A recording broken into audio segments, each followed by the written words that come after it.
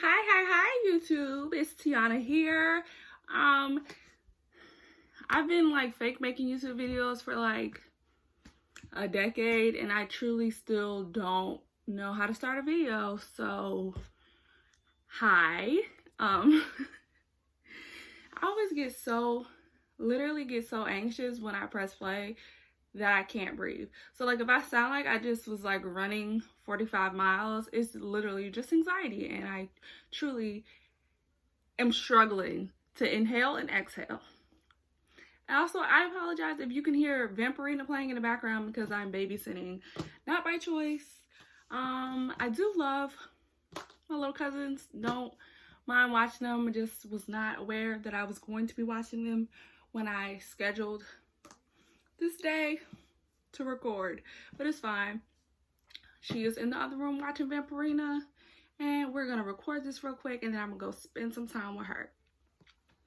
So today, I wanted to talk about, I want to do some like lyric breakdowns on my channel because I really love I'm a lyric. I know some people are like, I really love the music, the beat is great, it doesn't matter. Let me get my computer charger. Hold on. Wait a minute.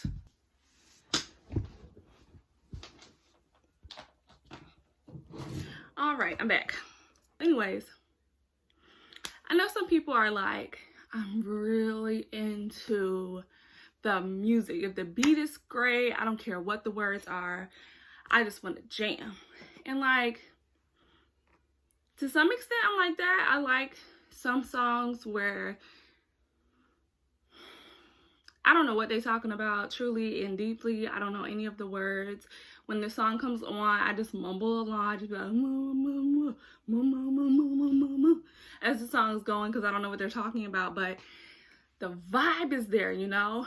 But for a song to be my favorite song, for a song to be a song that I will play 45 times in a row, it's all about lyrics. The lyrics got to be good. They got to be juicy, okay? And when I like to watch people talk about lyrics to other people's songs, because I feel like it's so interesting to see how different people perceive how different, like what different lyrics mean, and how you can take your own interpretation of like how you grew up, who you are, and what you like are into, and project that onto what the artist is saying. Because, you know, the artist can mean one thing, and even state explicitly this song is about blah blah blah blah, but you can feel in your heart that that's not what it's about, or that's not what you take from it. And I don't think your interpretation is wrong just because you didn't write the song. That don't mean you don't know if it's not some hidden, in my opinion, I don't know. But when I see people on YouTube doing a lot of these lyric like reviews or talking about the lyrics of songs, or even podcasts that I listen to where they talk about the lyrics of songs, I feel like they never really go into my favorite songs. Like, I feel like the artists that I listen to, I guess maybe aren't mainstream enough, or don't click the right boxes to like make people care. So I wanted to do my own, to give my own opinion on some songs and some lyrics that I really love. So yeah, and it's February. Happy February to everyone. So I'm doing all love songs this month, so that'll be fun. And I think I'm gonna do themed months. I have a whole bunch of ideas for songs that I want to do. All right, so the first song, as you can see from the title, is Garden by SZA. So I did take some notes. I did a little bit of research. Okay, we love investigative journalists. So leave me alone, okay? I don't care that I was doing too much time on my freaking computer. Dumb alerts. Like, who asked for that? I don't even know that I spent 30 hours on Twitter, okay? Anyways, so Garden by SZA is on her 2017 album, Control. It's track number 8, okay? I think it's in between, I want to say Gold Gina and Broken Clocks, but I might be wrong. If you can't tell, that SZA album is one of my favorite albums. It's my favorite album from the year that it came out. So yeah, I listened to the album over and over again. I had, even when the album came out, or like maybe like around a year after the album came out, I had written like this really long thing about the entire album and like the themes and the emotions and blah blah blah about the album, because I really felt like so connected to it personally, with the lyrics and the way she talked about her experiences in the world. I really connected to it, and it felt so relatable. Me and SZA are around the same age. She's older than me, but by not by much, and we're both from New Jersey, and we both have anxiety, and we're both dark-skinned Black women. So like there are a lot of connections there that are used in the music, that are intertwined in the music, that I really connected deeply with. It was, again, one of my favorite album that year. Listened to it over and over and over and over and over and over and over and over and over and over and over and over and over and over and over and over and over and over and over. And I still, like, literally when Apple did those roundups of like the music that you were listening to, like SZA, that Control album was still the #1 song. I mean, the #1 album I was listening to in 2019. And that's like, also my lists from 2017, 18, and 19 were like almost the same, with like some new, like this year had Megan, because she, you know, put out a new album. Like, I think like last year, maybe it was like Cardi B or whatever year her album came out, that one was on there. But like, I guess I just listened to the same music. So I got a couple quotes from SZA about the album itself and the song specifically. So about this song specifically, Garden, she said, "I wrote this one as one of the older versions of me, but not that old, from the new me to the old me, to someone that I needed for the old me." Which, if you look at the lyrics, which we will in a second, I don't know if I agree that that's what the song is about. Like, to me, the song does not seem to be like a letter from your old self to your new self, like telling you to be the person that you needed then, or something, or whatever she's trying to say. I don't feel that in the song. I'm not telling her she didn't write her song about whatever she said she wrote her song is, but to me, that's not the perception that I got from the song. Okay, and then she also said about the album, SZA says the most autobiographical, I can read, I really read well actually.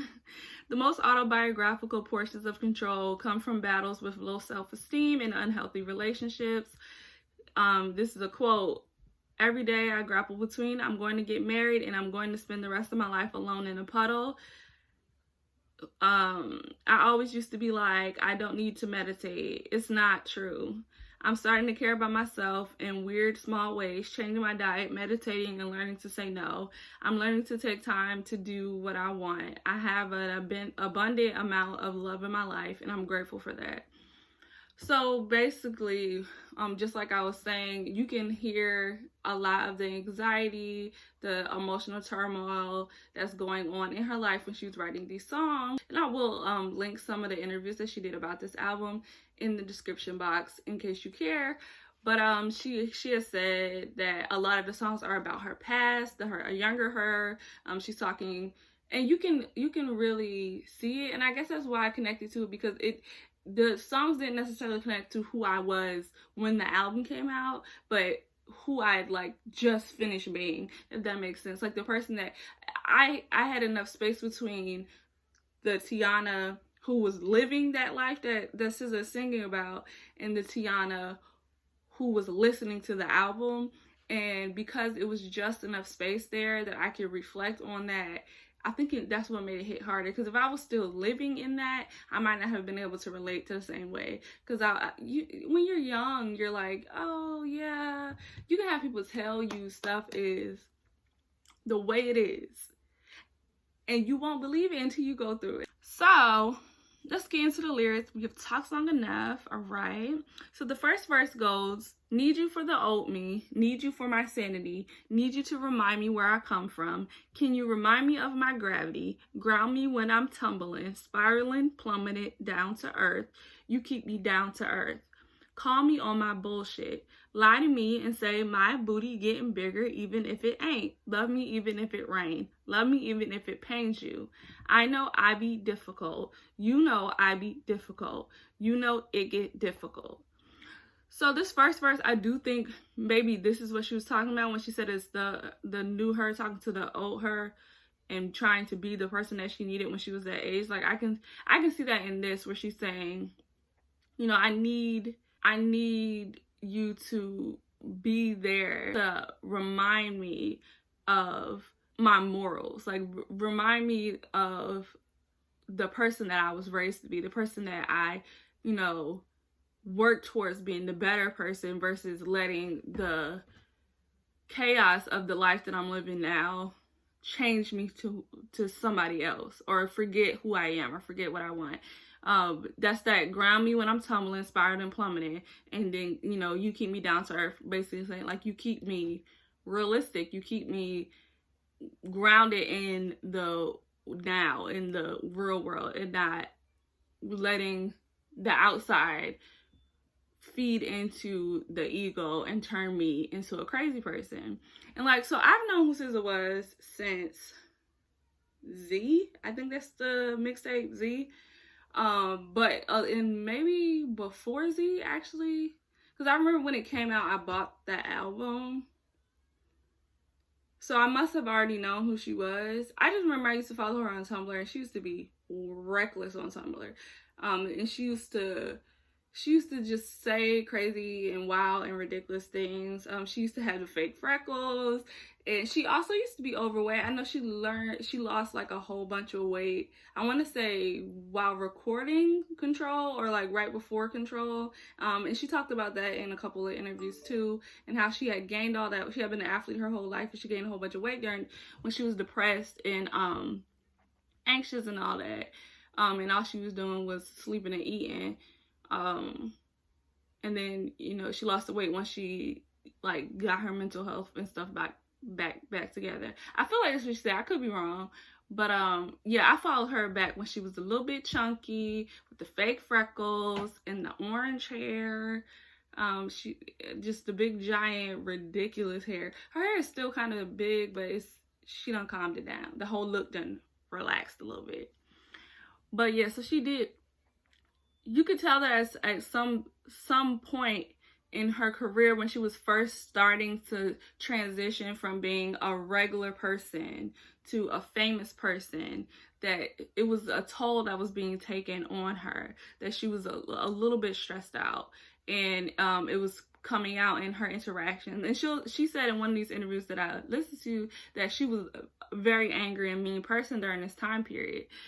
So yeah, I definitely think that's what this first verse is about. It's about connecting to that person who was mean and angry, and trying to bring them back to a healthier place. All right, and then the chorus goes, open your heart up, hoping I never find out that you're anyone else, because I love you just how you are, and I hope you never find out who I really am, because you'll never love me, you'll never love me, you'll never love me, but I believe you when you say it like that. Oh, do you mean it when you say it like that? Oh, I believe you when you say it like that. You must really love me. So the reason why I picked this, because to me this is a love song. It's about her falling in love with somebody, and loving everything about them, and sort of being in those beginning stages of like puppy love, where you don't necessarily know much about each other, but you know enough that you're like, oh, I love him, he's so great, he's so perfect, he's so cute. But you also have a whole bunch of insecurities and anxieties where you're like, oh, I don't poop in front of him, or I'm not farting, or LOL, I don't even have a butthole, what are you talking about? Like when you're sort of still putting up that facade of being a perfect person. And I feel like that's what she means when she says, I hope you never find out who I really am. And I think that's her saying, like, her insecurities like peeking through of her being like, I hope you don't see through this facade that I'm pulling up, this person I'm pretending to be, and like see deep down how terrible I really am, or how she thinks she is. And then also the line that I really love is, I hope I never find out that you're anyone else. Because to me, that's another insecurity of her feeling like the people that she had been involved with previously were lying. And even though she's lying in a relationship, she's pretending to be somebody that she thinks that he wants. She's hoping that he's not, that he really is this facade, because she's been burnt in the past, or she's been hurt in the past, and she needs for this to be the real deal. And I love that. All right, so verse 2, and verse 2 is why, for sure, I don't think that this song is is about her to herself. I think it's more about a relationship. But let's go. For real, I'm not playing no games. Boy, we back and forth. I need your support now. And in case you call my phone one more again, got no panties on, I need your support. I know you'd rather be laid up with a big booty, probably hella positive because she got a big booty. I know I'd rather be paid up. You know I'm sensitive about having no booty, having nobody, only you, buddy. Can you hold me when nobody's around us?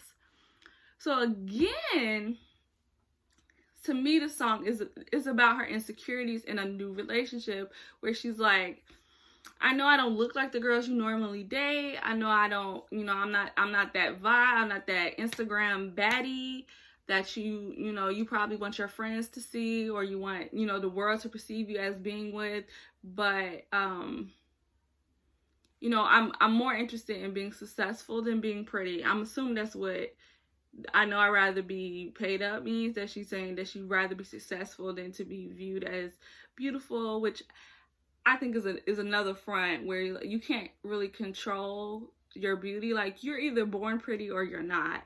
Like, you can do things, especially now in 2020, you can do things to really enhance your beauty, but if you don't got the bone structure, you just don't got it. Like, plastic surgery has, kind of even the people who are like, average looking or like right below average, like you can get like a filler, you can get a facelift, you can get a brow lift, you can get, chin filler, under eye, cheekbone, you can get all these fillers, you can get a facial to get your skin clear, you can get buy all the best makeup in the world and really beat that face every time you leave the house.